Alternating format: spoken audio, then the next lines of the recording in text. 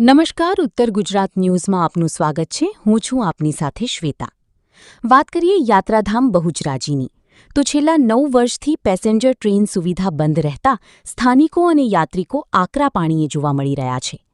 આજે કોંગ્રેસ દ્વારા railway station ચોકમાં ધરણા પ્રદર્શનનું આયોજન કરવામાં આવ્યું અને એવી માંગ કરવામાં આવી કે મારુતિ સુઝુકી માટે ગુડ્સ ટ્રેન દોડાવવામાં આવી રહી છે, તો 9 વર્ષ વીતવા છતાં મુસાફર ટ્રેન સેવા ક્યારે શરૂ થશે?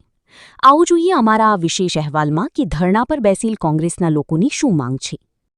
ચાલુ કરો ભાઈ, ચાલુ કરો પેસેન્જર ટ્રેન ચાલુ કરો, ચાલુ કરો ભાઈ, ચાલુ કરો પેસેન્જર ટ્રેન ચાલુ કરો, ચાલુ કરો ભાઈ, ચાલુ કરો પેસેન્જર ટ્રેન ચાલુ કરો, ચાલુ કરો।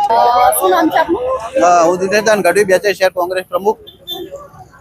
અત્યારે ધરણા કરવામાં આવે છે, કઈ બાબતમાં?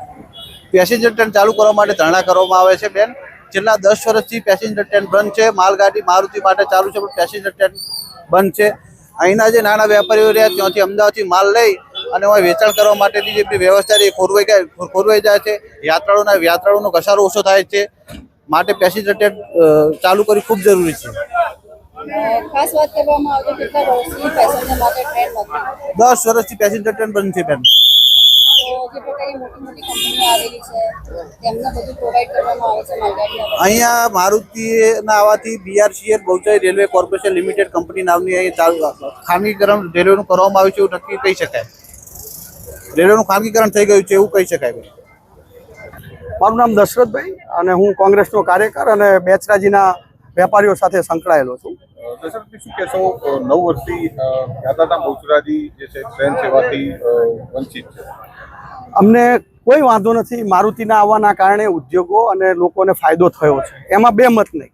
સવાલ માત્ર એટલો છે કે નરેન્દ્ર મોદી બુલેટ ટ્રેનની વાત કરે છે અને એની સામે અહીંયા સામાન્ય પ્રજાજનોને 100-200 ગામના માર્કેટ માટે થઈને જો નાની એવી ટ્રેન શરૂ ના કરી શકતા હોય। બીજી વાત કે વડનગરના પોતે છે, આ જિલ્લાના છે, અમિત શાહ પણ આ જિલ્લાના છે, છતાંય આ જિલ્લાના અને બેચરાજી તાલુકાને બહુચરાજી બહુચરમાના ધામને એ લોકો વરમાયું વર્તન શું કામ કરે છે એની અમને ખબર નથી। બીજું, અહીંનું રાજકીય જે નેતૃત્વ અત્યાર સુધી જે 15-20 વર્ષથી નેતૃત્વ એવડું નબળું છે કે બેચરાજીના એક પણ વિષય ઉપર એ લોકો બોલવા જ તૈયાર નથી।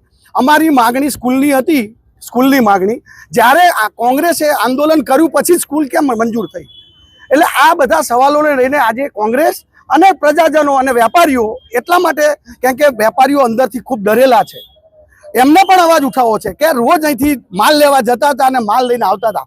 કટોસણ, દેત્રોદથી, કડીથી, ચાણસમાંથી, આજુબાજુના દરેક મોટા સેન્ટરોથી અહીંયા લોકો વસ્તુઓ લેવા માટે આવતા હતા। એની જગ્યાએ વેપારીઓને એવડો મોટો લોસ થયો છે। મારુતિ આવી, બીજો ફાયદો પણ એની સામે વેપારીઓને નુકસાન। એટલે આ બધું નુકસાન જોઈને, વેપારીઓની વ્યથા સાંભળીને અમે લોકોએ, કોંગ્રેસના કાર્યકરોએ નક્કી કર્યું કે મારુતિ જલ્દી શરૂ, મારુતિની જગ્યાએ જે ટ્રેનો આવે છે, અને બીજું ટેસ્ટિંગની વાત કરે છે। ટેસ્ટિંગ મારુતિની માલગાડીઓમાં જેટલો માલ ભરાય છે એટલો તો પેસેન્જરનો વજન થવાનો નથી, તો આ પેસેન્જરનો વજન નથી થવાનો, ટેસ્ટિંગ તમારું માલગાડી માટે થઈ ગયું છે અને પેસેન્જરો માટે કેમ નહીં? તો અમને એ જ છે કે તમે ઝડપીમાં ઝડપી તમે રેલવે ચાલુ કરો, અને નહીં રેલવે ચાલુ કરો તો અમે દિલ્હી સુધી, અમે લોકો અહીંથી આંદોલન કરીને દિલ્હી સુધી પહોંચવાના છીએ। બસ યાત્રાધામ છે, યાત્રાધામમાં રસ્તા પાડવામાં આવી છે। તમે રવિવારના દિવસે બેચરાજીમાં જુઓ ને તો બેચરાજી યાત્રાધામની જગ્યાએ એ લોકોએ અખાડો કરી નાખ્યો છે। ટ્રાફિકની સમસ્યા એટલી છે કે લોકો, સામાન્ય લોકો અહીંથી ચાલી પણ નથી શકતા।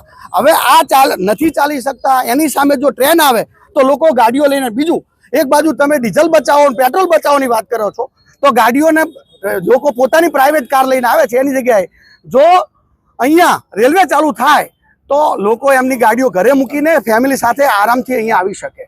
આ યાત્રાધામનો મોટો ફાયદો છે। હાલમાં તો આ ધરણામાં પોલીસ આવી કોંગ્રેસના આગેવાનોને ડિટેઇન કર્યા છે, પણ રેલવે માટે લોકોમાં રોષ યથાવત રહેશે।